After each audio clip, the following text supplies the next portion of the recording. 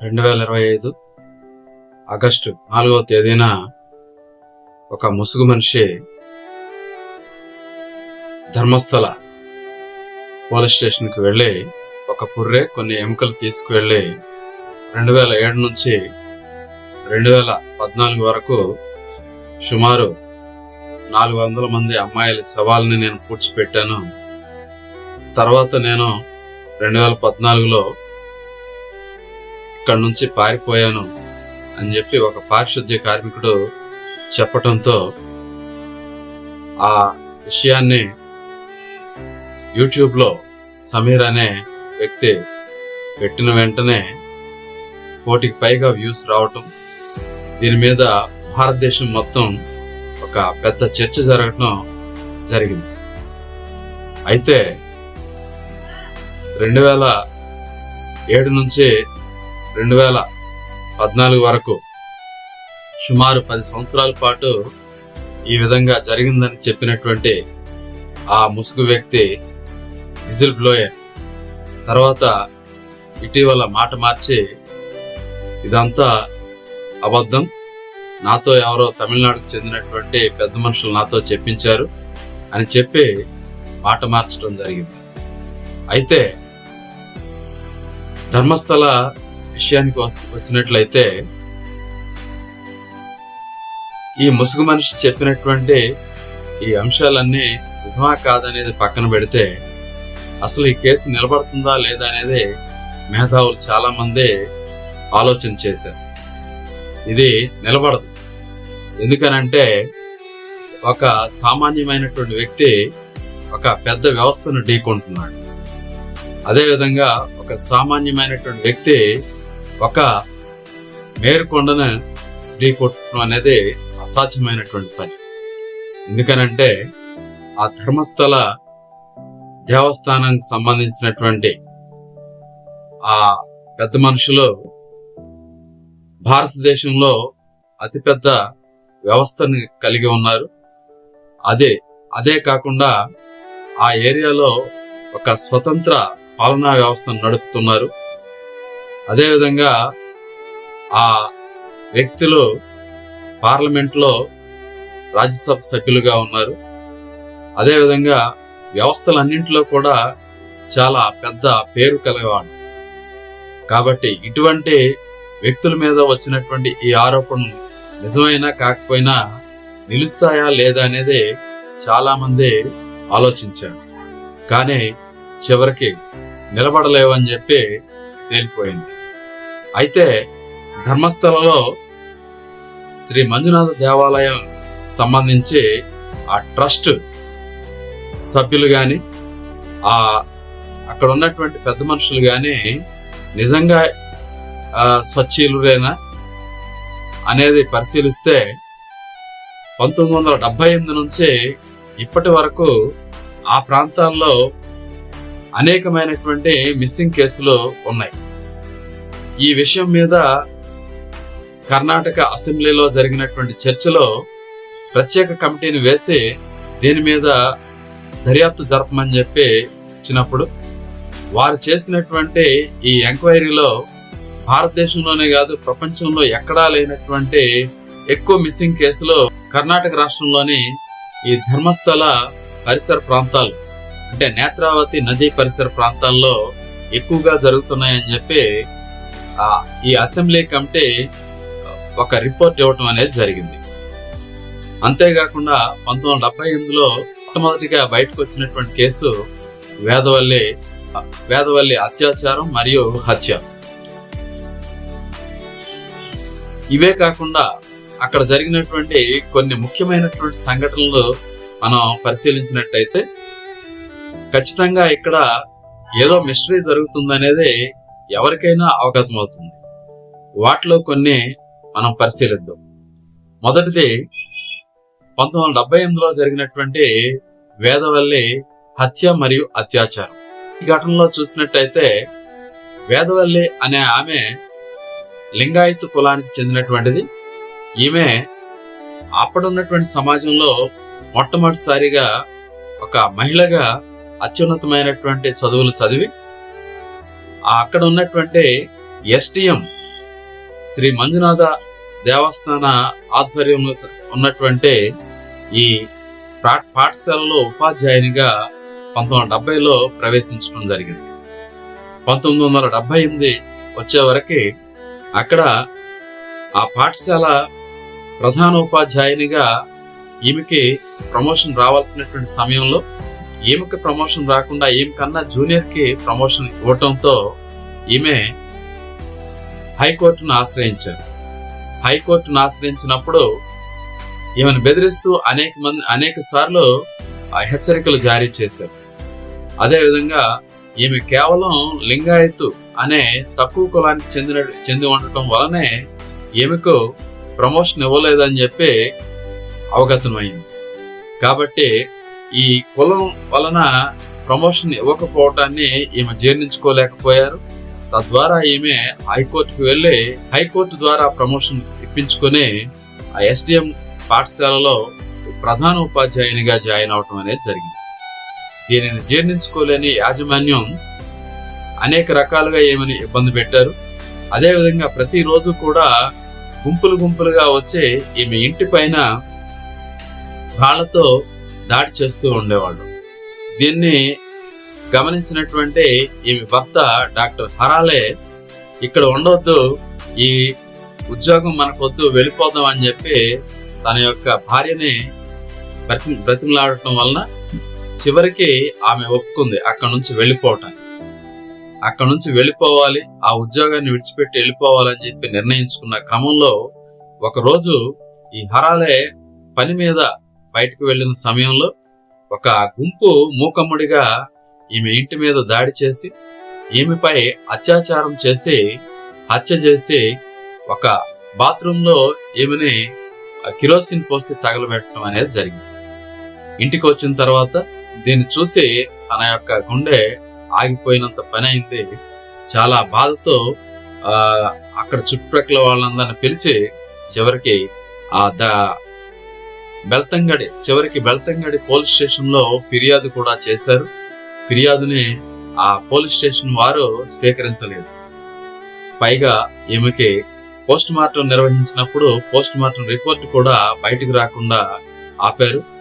చివరికి పోస్ట్ మార్టంలో ఈమె హత్య చేయబడిందని నిర్ధారించడం జరిగింది. చివరికి ఈ హత్య ఎవరు చేశారనే దాని మీద పోలీస్ స్టేషన్ లో కంప్లైంట్ ఇచ్చినప్పుడు చివరికి ఈ డాక్టర్ హరాలే అంటే ఈమె భర్తనే దోషిగా ఆ కేసు ఆయన మీద బనాయించి ఆయన్నే జైలు పాలు చేయటం జరిగింది. చివరికి ఆ కేసు నుంచి బయటపడటానికి ఆయన అనేక రకాలుగా ఇబ్బందులు పడాల్సి వచ్చింది. చివరికి ఆయన నిర్దోషిగా బయటపడ్డారు. కానీ ఆ అత్యాచారం లేదా హత్య చేసినటువంటి వాళ్ళు ఎవరనేది ఇప్పటి వరకు పోలీసులు గాని వ్యవస్థ గాని పట్టుకోలేకపోవటం చాలా దారుణమైనటువంటి విషయం. ఈ విషయం మీద ఆయన అనేక సార్లు అనేక సందర్భాల్లో అనేక స్టేజ్ల మీద మొత్తుకున్న అనేక కంప్లైంట్లు వివిధ రకాలైనటువంటి అధికారులకు ఇచ్చినా ఎటువంటి విధంగా కూడా ఎవరూ కూడా స్పందించకపోవటం గమనార్హం. రెండవది 1986 డిసెంబర్ 22వ తేదీన మిస్ అయినటువంటి పద్మలత అనే ఆమె ఎస్డిఎం కాలేజీలో పియూసి 2వ సంవత్సరం చదువుతున్నటువంటి అమ్మాయి. ఈమె 1986 డిసెంబర్ 22వ తేదీన మిస్ అయిపోయింది. మిస్ అయిపోయిన తర్వాత ఈమె కోసం వీరి యొక్క తల్లిదండ్రులు అనేక ప్రాంతాల్లో చుట్టుప్రక్కల వెతికారు. అయినా సరే ఈమె యొక్క ఆచూకీ లభించలేదు. ఈమె ఆచూకీ తెలుసుకోమని చెప్పి బెల్తంగడి పోలీస్ స్టేషన్ లో ఈమె యొక్క తండ్రి దేవానంద్ ఫిర్యాదు చేసినా ఏ విధంగా కూడా పట్టించుకోలేదు. ఆయన యొక్క ఫిర్యాదుని కనీసం స్వీకరించడం కూడా స్వీకరించలేదు. అసలు దీనికి కారణాలు ఏంటనేది ఒకసారి చూసినట్టయితే పద్మలత యొక్క తండ్రి దేవానంద్ ఈ ప్రాంతంలో కమ్యూనిస్ట్ లీడర్ గా ఉండేవారు. ఈయన ఈ కమ్యూనిస్ట్ లీడర్ గా ఉంటూ మంజునాథ దేవాలయ ట్రస్ట్ కి సంబంధించినటువంటి భూములను పేదలకు పంచాలని కమ్యూనిస్ట్ పార్టీ తరఫున పెద్ద పోరాటం చేశారు.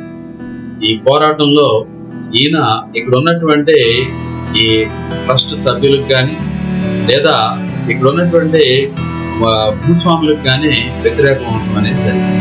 అదేవిధంగా స్థానికంగా జరిగినటువంటి ఎన్నికలలో సర్పంచ్గా పోటీ చేయడంతో అక్కడ ఉన్నటువంటి భూస్వాములు లేదా ట్రస్ట్ సభ్యులకు ఇది సవాలుగా మారింది. ఈయనను ఈ పోటీ నుంచి విరమించుకోమని చెప్పి అనేక సార్లు బెదిరించడం జరిగింది. ఈయన బెదరకుండా పోటీ చేయడంతో ఈయన్ని బెదిరించడానికి అనేక సార్లు నిన్ను గాని లేదా నీ కూతుర్ని గాని చంపేస్తామని చెప్పి అనేక సార్లు బెదిరింపులు రావడం.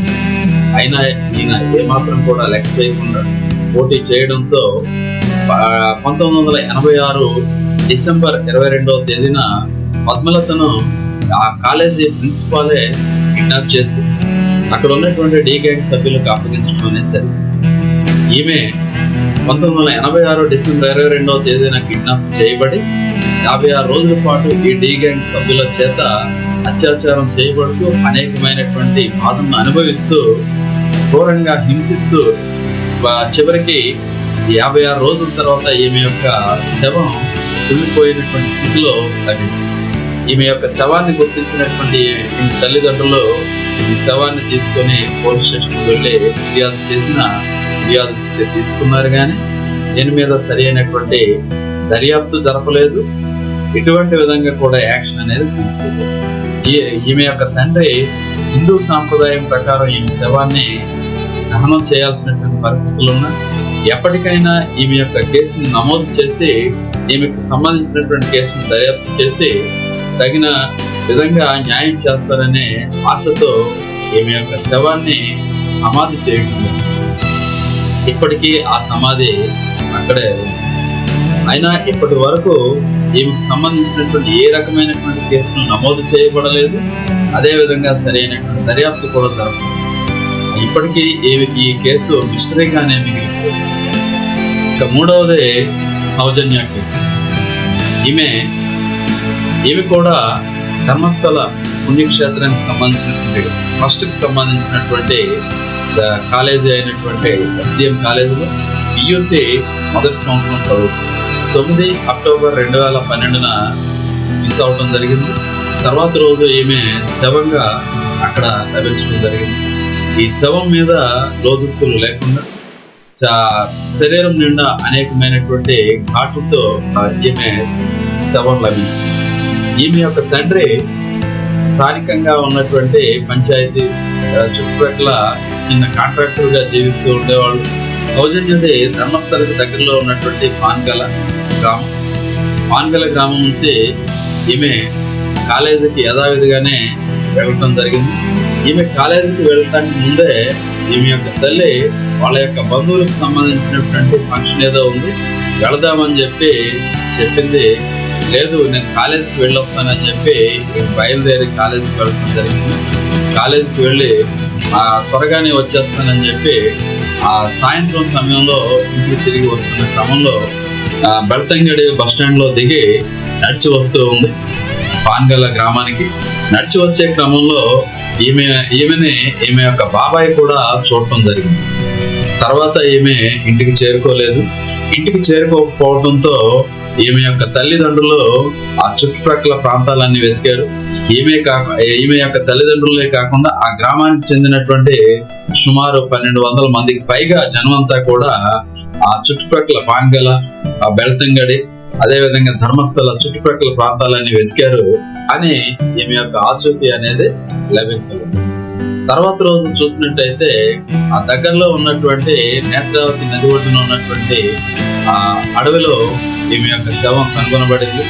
ఈమె శవం మీద చూసినట్టయితే ఆ లోదుస్తులు లేకుండా పడి ఉండటం జరిగింది. అదేవిధంగా ఈమె యొక్క ముఖం మీద మరియు శరీరం మీద అనేకమైనటువంటి ఘాట్లు ఉన్నాయి. దీంతో అక్కడ పెద్ద ఉద్రిక్తత నెలకొంది. ఆ గ్రామ ప్రజలే కాకుండా చుట్టుపక్కల ఉన్నటువంటి ప్రజలందరూ కూడా వచ్చి ఈమెకు న్యాయం చేయాలని చెప్పి ధర్నాలు, రాస్తారోకోలు చేయడం జరిగింది. దీంతో కర్ణాటక రాష్ట్రం మొత్తం ఉడికిపడింది. కర్ణాటక రాష్ట్రం మొత్తంలో కూడా అనేకమైనటువంటి కళాశాలలు, గ్రామాల్లో ఈ సౌజన్యకి న్యాయం జరగాలని చెప్పి పెద్ద పెద్ద రాస్తారోకలు ఆస్తాలు చేయడం జరిగింది. ఎవరు అనుమానితులని చూసినట్టయితే ఈ ధర్మస్థల పుణ్యక్షేత్రానికి సంబంధించిన ట్రస్ట్ సభ్యుల యొక్క ట్రస్ట్కి సంబంధించినటువంటి వారి నలుగురిని వీళ్ళు అనుమానితులుగా చెప్పడం జరిగింది. అదేవిధంగా పోలీస్ స్టేషన్లో కూడా ఆ నలుగురు అనుమానితుల్ని పేర్కొంటూ ఈమె యొక్క తండ్రి పోలీస్ స్టేషన్లో ఫిర్యాదు కూడా చేయడం జరిగింది. వీరు చెప్పినటువంటి నలుగురిని అరెస్ట్ చేయకపోగా చివరికి ఈ నలుగురు కలిసి ఒక అమాయకుడైనటువంటి సంతోష్ రావు అనే ఒక మానసిక రోగిని పట్టుకొచ్చినే అత్యాచారం చేశాడని చెప్పి పోలీస్ స్టేషన్ అప్పగించడంతో ఎటువంటి విధంగా కూడా విచారణ లేకుండా అతన్ని అరెస్ట్ చేసి జైలుకి పంపించడం జరిగింది. ఒక తీర్పు రావడం జరిగింది. ఆ తీర్పు ఏంటంటే అతను నిర్దోషి అని చెప్పి తీర్పు వచ్చింది. అతనికి ఈ కేసుకి ఎటువంటి సంబంధం లేదు. ఈ జరిగిన సమయంలో అతను ఆ ఏరియాలో ఎక్కడా లేడని చెప్పి తెలియజేయడం జరిగింది. మన ఆంధ్రప్రదేశ్ లో జరిగినటువంటి ఆయేషా మీరా హత్య కేసుకి పోలికలు ఉన్నట్లుగా కనిపిస్తుంది. ఆ సమయంలో సత్యం బాబు అనే ఒక వ్యక్తిని తీసుకొచ్చి ఇతనే అత్యాచారం చేశాడని చెప్పి హత్య చేశాడని చెప్పి పోలీసులకు అప్పగించారు. పోలీసులు ఆయన్ని పోలీసులు పట్టుకున్నారు. అతన్ని విచారించి జైలుకి పంపించడం జరిగింది. చివరికి కోర్టు ఇతను నిర్దోషిగా విడుదల చేయడం. 2012లో అరెస్ట్ చేయబడినటువంటి ఈయన్ని 2023లో నిర్దోషిగా కోర్టు విడుదల చేయడం. తండ్రి లేదా బంధువులు ఈ చుట్టుపక్కల వాళ్ళు అనుమానించినటువంటి ఈ నలుగురిని ఇప్పటి వరకు ఎటువంటి విధంగా కూడా కేసు నమోదు చేయబడలేదు, వారిని అరెస్ట్ చేయలేదు. ఇప్పటికీ కూడా కర్ణాటకలో సౌజన్యకి న్యాయం చేయాలని చెప్పి అనేక మంది ధర్నాలు చేస్తూ ఉన్నారు. అయినా సరే ఇటువంటి విధంగా కూడా వీరు అనుమానించినటువంటి వ్యక్తుల్ని అరెస్ట్ చేయలేదు. వాళ్ళ మీద ఎటువంటి ప్రాసిక్యూషన్ కూడా జరగలేదు. తర్వాత 2016 ఆ సమయంలో లంకేష్ పత్రికలో ధర్మస్థలకు సంబంధించినటువంటి కొన్ని విషయాలను లంకేష్ పత్రికలో వేసినందుకు గాను ఆ లంకేష్ పత్రిక సంబంధించినటువంటి ఒక జర్నలిస్ట్ ని అత్యంత దారుణంగా హత్య చేశారు. ఆ హత్యకి సంబంధించి ఇప్పటి వరకు ఎటువంటి విధంగా కూడా కేసు నమోదు చేయబడలేదు, విచారణ కూడా జరగలేదు. ఇవే కాకుండా 2013లో మిస్ అయినటువంటి అనన్య భట్ అనే ఒక మెడికోర్ కలకత్తాలోని మణిపాల్ మెడికల్ కాలేజీలో విద్యార్థి. ఈమె మరియు ఈమెతో పాటు కొంతమంది స్నేహితులు ఈ ధర్మస్థల పుణ్యక్షేత్ర దర్శనానికి రావడం జరిగింది. ఈ ధర్మస్థల పుణ్యక్షేత్రం దర్శించిన క్రమంలో ఈమె మిస్ అయిందని చెప్పి చెప్తున్నారు. ఈమె మిస్ అయిన తర్వాత అనేక సార్లు వెతికి చివరికి ఈమె యొక్క స్నేహితులు ఈమె తల్లి అయినటువంటి సుజాత భట్ సమాచారం అందించడం జరిగింది. సుజాత భట్ ఢిల్లీ నుంచి వచ్చి ఇక్కడ చుట్టుపక్కల వెతికి చివరికి పోలీస్ స్టేషన్ లో కంప్లైంట్ ఇచ్చినా సరే పోలీసులు కంప్లైంట్ తీసుకోలేదు అని చెబుతున్నారు. ఆమె అలా వెతుకుతున్న క్రమంలోనే ఆమె మీద దాడి చేసి ఆమెని తీవ్రంగా కొట్టడం జరిగింది. దాంతో ఆమె కోమాలోకి వెళ్ళినప్పుడు ఆమెను తీసుకువెళ్లి కొంతమంది స్థానిక ధర్మస్థల హాస్పిటల్లో చేర్చడం జరిగింది. ఆమె కోలుకున్న తర్వాత ఆమె తిరిగి ఢిల్లీ వెళ్ళినప్పుడు ఆమె యొక్క ఇంటి వద్ద ఆమె ఇంటి లోపల ఉన్నటువంటి సామాన్ అంతా కూడా చిందరవందరగా చేసి మొత్తం ఆధారాలన్నింటినీ మిస్ చేసినట్టుగా ఆమె చెబుతున్నారు. ఎప్పుడైతే ఈ విజిల్ బ్లోయర్ ఈ సంఘటన ఇక్కడ ధర్మస్థలంలో జరిగిందో వెంటనే ఆమె మరలా తిరిగి వచ్చి నా కుమార్తె కేసును కూడా నమోదు చేసుకోండి, నా కుమార్తె యొక్క కనీసం నా కుమార్తెకు సంబంధించినటువంటి ఎముకలను ఇచ్చిన హిందూ సాంప్రదాయం ప్రకారం దాని సంస్కారాలు చేసుకుంటానని చెప్పిన ఆమె బోర్డు ఎవరో వినలేదు. ఆమె కూడా చివరికి యూటర్న్ తీసుకొని నాకు కుమార్తె లేదు, నాకు ఎటువంటి విధంగా కూడా ఈ కేసుతో సంబంధం లేదని చెప్పడం జరిగింది. ఈ కేసుకు దీనిలో మనం గమనించినట్టయితే ఆమె చివరి వరకు కూడా నాకు కుమార్తెకి సంబంధించినటువంటి వాటిని ఎముకల్ని ఇవ్వండి, నా కుమార్తెకి సంబంధించినటువంటి ఎముకల్ని కనిపెట్టడానికి గ్రౌండ్ పెనిట్రేట్ రాడార్ని తీసుకొచ్చి వెతకండి అని చెప్పి సిట్ ముందు నిలబడినటువంటి ఆమె చివరికి యూటర్న్ తీసుకొని నాకు ఎటువంటి కూతురు లేదు, నాకు ఈ కేసుతో ఎటువంటి సంబంధం లేదని చెప్పడం ఇక్కడ విశేషం. నిజంగానే ఆమెకి ఈ కేసుతో సంబంధం లేదా, లేనట్టయితే ఆమెను ఎవరైనా భయపెట్టడం వలన యూటర్న్ తీసుకున్నారా అనేది పెద్ద ప్రశ్నార్థం. ఈ ధర్మస్థల కేసుకు సంబంధించి విజిల్ బ్లోయర్ బ్యాక్ అవటానికి కారణాలు ఒకసారి మనం విశ్లేషిస్తే, విజిల్ బ్లోయర్ ఈయన ఒక పారిశుద్ధ్య కార్మికుడు. ఈయన ఒక పారిశుద్ధ్య కార్మికుడిగా ఉండి అక్కడ ఉన్నటువంటి వ్యవస్థను ఢీకొనడానికి వచ్చాడంటే ఈయన ముందుగానే ఆలోచించి ఉండడం, వారు నన్ను బెదిరిస్తారని చెప్పి వారిని ఢీకొనటం కష్టమని తెలియదా, అయినా ఆయన ముందుకు వచ్చాడు. కారణం ఏంటంటే ఖచ్చితంగా అక్కడ కొన్ని నిజాలు ఉన్నాయి, నిజాలు బయటకు చెప్పాలనే ఉద్దేశంతో అతను బయటకు వచ్చాడు.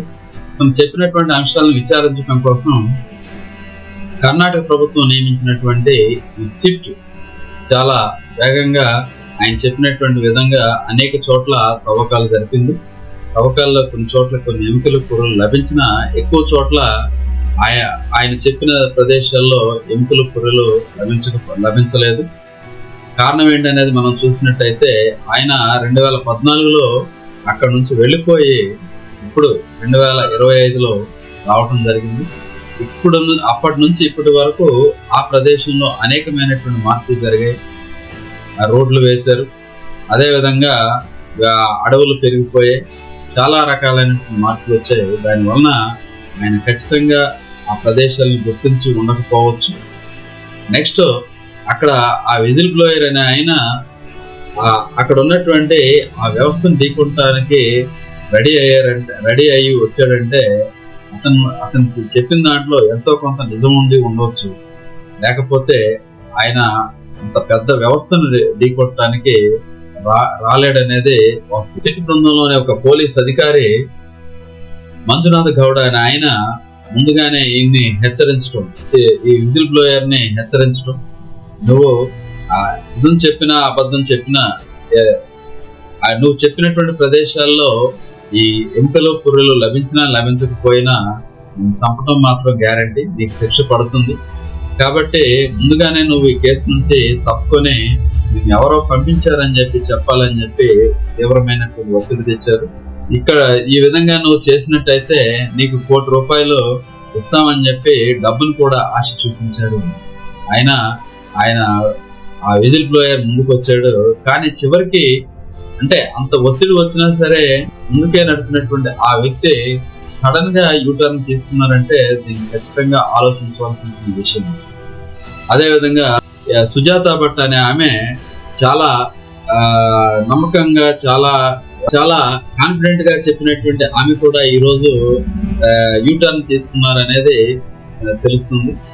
కారణం మనం గమనించినట్టయితే అక్కడ డబ్బు బలం, అదేవిధంగా అధికార బలం అనేది ఖచ్చితంగా అర్థమవుతుంది. ఇది అవునా కాదనేది మనకు తెలియకపోయినా దీని మీద సరైన దర్యాప్తు చేసినట్టయితే ఖచ్చితంగా నిజాలు అనేవి బయటకు వస్తాయి. నిజంగా అక్కడ ఎటువంటి హత్యలు జరగలేదా, ఎటువంటి కిడ్నాప్లు జరగలేదా, ఎటువంటి అత్యాచారాలు జరగలేదా అని అంటే ఇప్పుడు నేను చెప్పినటువంటి ఈ వేదవల్లి అనే టీచర్ని అత్యాచారం చేసి హత్య చేసి కిరోసిన్ పోసి తగలబెట్టారనేది వాస్తవం. ఇది ఎవరు చేస్తారనేది మనం గమనించినట్టయితే మూకుమ్మడిగా ఇంటి మీద దాడి చేసినటువంటి వ్యక్తులు, ఆ మూకుమ్మడిగా ఇంటి మీద దాడి చేసిన వ్యక్తులు తెలియకుండా ఉంటారా అంటే చాలా వరకు తెలిసే ఉంటుంది. అయినా సరే ఆమె భర్త అయినటువంటి హరాలనే దోషిగా నిలబెట్టారు. చివరికి ఆయన నిర్దోషిగా బయటకు రావడం జరిగింది. ఆమె భర్త నిర్దోషి అంటే దోషులు ఎవరు, వారిని ఇప్పటి వరకు పట్టుకున్నారా, వారి మీద ఏమైనా దర్యాప్తు జరిగిందంటే ఇప్పటి వరకు ఎటువంటి దర్యాప్తు జరగలేదు. పద్మలత కేసుకు సంబంధించి అక్కడ 56 రోజుల పాటు ఆమెని కిడ్నాప్ చేయబడింది అనేది అక్కడ ఆ ఏరియాలో ఉన్నటువంటి అందరికీ తెలిసినటువంటి సత్యం. 56 రోజుల తర్వాత ఆమె యొక్క శవం లభించింది. ఆ లభించినటువంటి శవంలో ఆమె యొక్క రిస్ట్ వాచ్ మరియు ఆమె యొక్క చున్నీ ఆధారంగా ఆమె పద్మలత అని గుర్తించడం జరిగింది.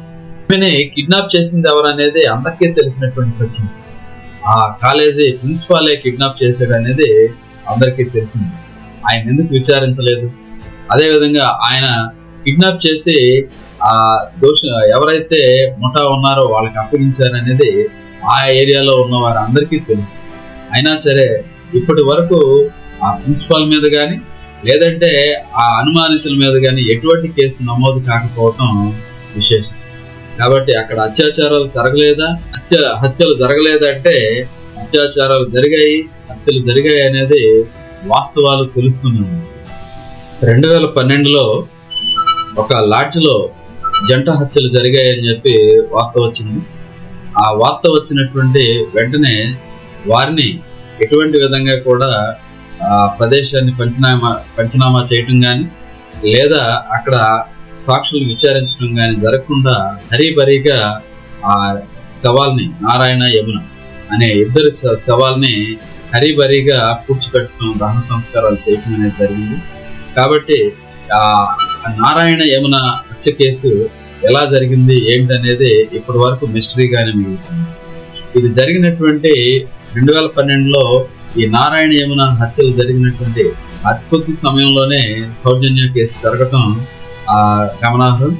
ఈ సౌజన్య కేసు వెంటనే రావడంతో అక్కడ కర్ణాటకలో ఉధృతమైనటువంటి పోరాటాలు జరిగాయి అనేది అందరికీ తెలిసినటువంటి విషయం.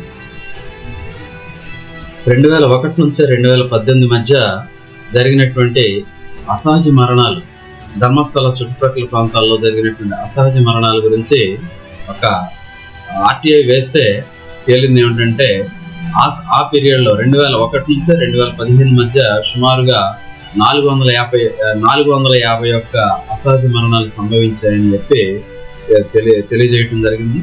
దీని మీద అసెంబ్లీలో వాడివేడిగా చర్చ జరిగిన తర్వాత 40 మంది సభ్యులతో ఒక కమిటీ వేయటం జరిగింది, ఉగ్రప్ప కమిటీ. ఈ ఉగ్రప్ప కమిటీ దీని మీద అనేక విధాలుగా పరిశీలించి ఆ ధర్మస్థలంలో 2001 నుంచి 2015 మధ్య చాలా ఎక్కువగా అసహజ మరణాలు సంభవించాయని, ఆ అసహజ మరణాల్లో కూడా ఎక్కువగా మహిళలు, బాలికలే ఉన్నారనేది ఉగ్రప్ప కమిటీ ఇచ్చినటువంటి రిపోర్ట్. ఈ రిపోర్ట్ని మనం ఆధారంగా తీసుకున్నట్టయితే భారతదేశంలో అన్ని ప్రదేశాల్లో కన్నా 20 నుంచి 30% ఎక్కువగా ఈ కర్ణాటకలోని ధర్మస్థలాల్లో ఈ అసహజ మరణాలు సంభవిస్తున్నాయనేది వాస్తవం. 2001 నుంచి 2015 మధ్యన జరిగినటువంటి అసహజ మరణాలకు సంబంధించినటువంటి వివరాలు ఇవ్వమని చెప్పి జయంత్ అనే ఆర్టీఐ యాక్టివిస్ట్ వేసినటువంటి దానికి అక్కడ బెల్తంగడి పోలీస్ స్టేషన్ నుంచి వచ్చినటువంటి సమాధానం ఆ మధ్య కాలంలో ఉన్నటువంటి అన్ని రకాలైనటువంటి అన్యాచురల్ డెత్ కి సంబంధించినటువంటి కేసులకు సంబంధించినటువంటి వివరాలని ధ్వంసం చేసామని చెప్పి రిపోర్ట్ ఇవ్వడం జరిగింది. అంటే ఈ కావాలనే ఆ సమయంలో జరిగినటువంటి ఈ అన్యాచురల్ డెత్ కి సంబంధించినటువంటి ఎవిడెన్సెస్ అన్నింటినీ ధ్వంసం చేశారనేది ఇక్కడ స్పష్టంగా అర్థమవుతుంది.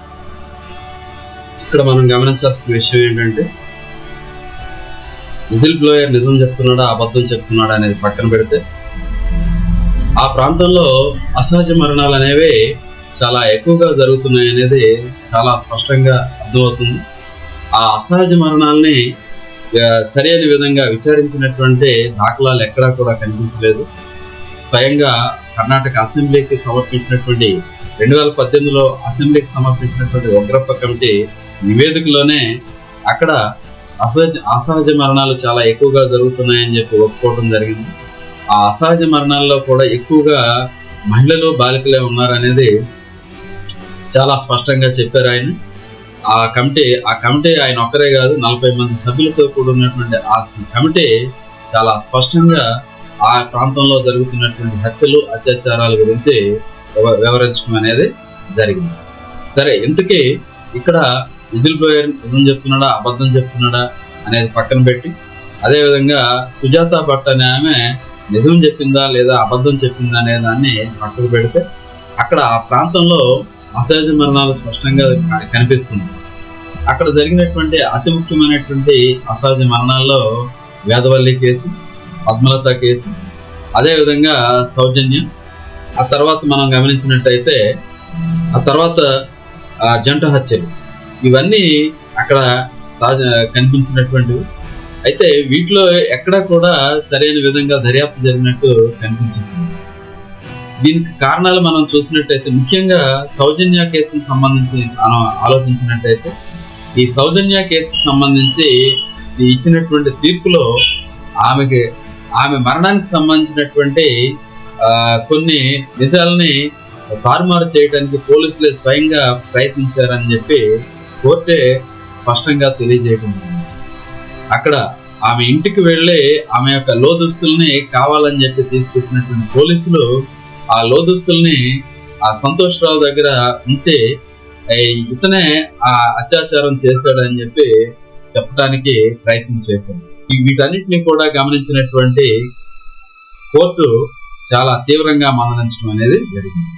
సంతోష్ రావు నిర్దోషి అని చెప్పారు. కానీ సంతోష్ రావు నిర్దోషి అయినప్పుడు సౌజన్యని నిజంగా చంపింది ఎవరు, అత్యాచారం చేసింది ఎవరు, ఇప్పటి వరకు దాని మీద సరైనటువంటి దర్యాప్తు జరగకపోవటం విశేషం.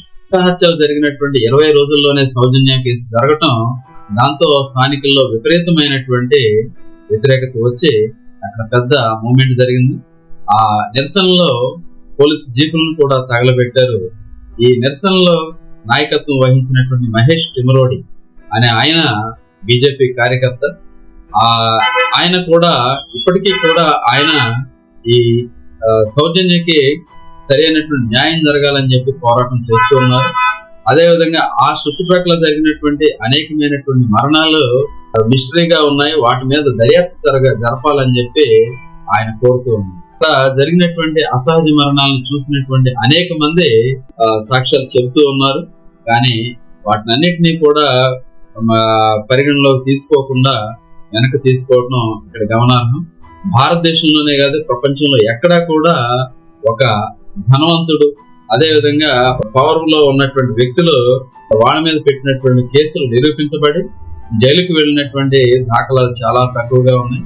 కాబట్టి ఇక్కడ కూడా అదే జరిగిందేమోనని చెప్పి అనుమానం అయితే ప్రజల్లో ఉంది. అక్కడ నిజంగా ఆ వ్యక్తులు ఎవరి మీద అయితే ఈ ఆరోపణలు వచ్చే ఆ వ్యక్తులు నిజమైనటువంటి దర్యాప్తు జరపమని చెప్పి పోలీసులు వారే కోరి నిజంగా వాళ్ళు నిర్దోషులైతే నిర్దోషిత్వాన్ని నిరూపించుకోవాలి. కానీ అటువంటిది ఏమీ జరగట్లేదు. అదేవిధంగా కేసుకు సంబంధించినటువంటి విక్టిమ్స్ ఎవరైతే ఉన్నారో వాళ్ళని బెదిరించి కేసులను వెనక తీసుకునేలాగా చేస్తూ ఉన్నారనేది అనుమానించాల్సినటువంటి అంశం. కాబట్టి ఇక్కడ ఖచ్చితంగా అసహజ మరణాలు జరుగుతున్నాయనేది నిర్ధారణ అవుతుంది. కాబట్టి ఇప్పటికైనా పోలీసులు, ప్రభుత్వం సరైన విధంగా స్పందించి అక్కడ జరిగేటటువంటి అసహజ మరణాల మీద సరైనటువంటి దర్యాప్తు జరిపించి నిజమైన దోషులకు శిక్షలు విధించేలాగా ముందుకు రావాలని చెప్పి కోరుకుంటున్నాం. ఒక దేవస్థానం అత్యంత ఎక్కువ రాబడగలిగినటువంటి ఒక దేవస్థానం ప్రైవేటు వ్యక్తుల ఆధ్వర్యంలో ఉండటం అనేది విశేషం. భారతదేశంలో ఉన్నటువంటి అనేకమైనటువంటి దేవాలయాలు కూడా ఈ ప్రభుత్వ ఆధ్వర్యంలో ఉన్నటువంటి దేవాదాయ ధర్మాదాయ శాఖల్లో ఆధ్వర్యంలో నడుస్తూ ఉంటే, కేవలం ఈ మంజునాథ దేవాలయం మాత్రం అక్కడ ఉన్నటువంటి జైన్ కుటుంబానికి చెందినటువంటి ఈ హెగ్డే ఫ్యామిలీ ఆధ్వర్యంలో నడవటం అనేది ధర్మకర్తలుగా ఉండటం అనేది విశేషం. కాబట్టి ఆ దేవాలయాన్ని ప్రభుత్వం స్వాధీనం చేసుకొని వచ్చినటువంటి ఆదాయాన్ని ప్రభుత్వం ప్రజలకి ఖర్చు పెట్టాలని చెప్పి ఈ సందర్భంగా తెలియజేస్తున్నాం. ఈ ధర్మస్థలంలో జరుగుతున్నటువంటి అసహజ మరణాల మీద సరైన దర్యాప్తు జరిపి దోషులను కఠినంగా శిక్షించాలని చెప్పి ఈ సందర్భంగా కోరుకుంటున్నాము. కృతజ్ఞతలు. జై పూలే, జై భీమ్, జై పెరియార్, జై భారత్.